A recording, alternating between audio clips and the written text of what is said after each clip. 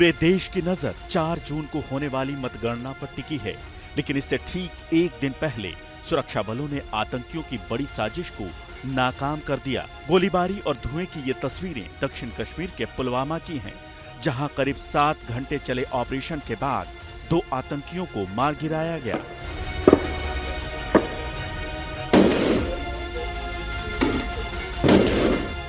इस एनकाउंटर में लश्कर-ए-तैयबा के 2 आतंकी मारे गए, जिनमें एक 2015 से घाटी में एक्टिव टॉप कमांडर रियाज अहमद डार है। वो घाटी में हुए कई आतंकी हमलों में शामिल था। दूसरे आतंकी का नाम रईस अहमद डार है। सुरक्षा बलों ने दोनों आतंकियों के शव बरामद कर लिए हैं।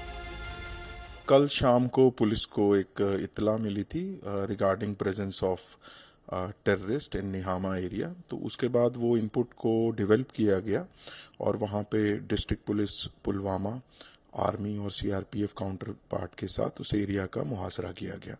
मुहासरा करने के बाद जब चेकिंग हो रही थी तो अंदर से वहाँ जो हमारी पार्टीज हैं उन पे गोली बरसाई गई।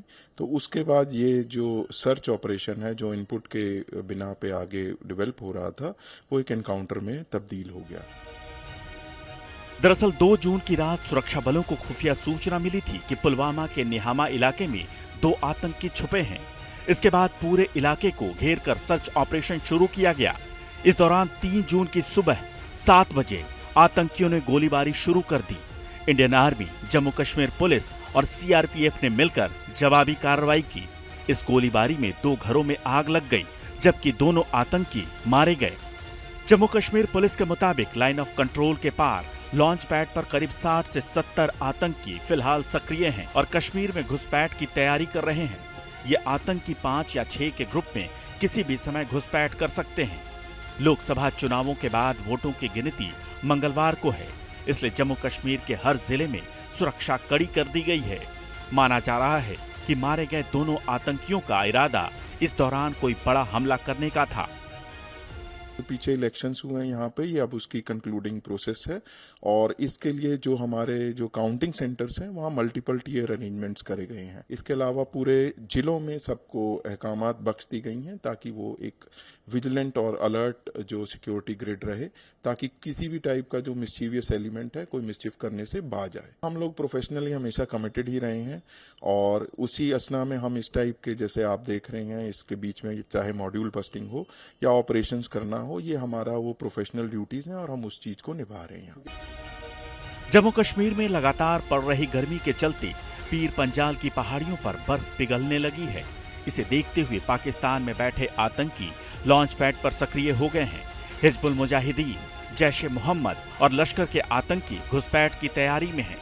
पुंछ, बारामूला और उरी के दूसरी तरफ आतंकियों की मौजूदगी की खबरें हैं। इसके चलते इंटरनेशनल बॉर्डर से लेकर एलओसी तक सुरक्षा बल हाई अलर्ट पर हैं।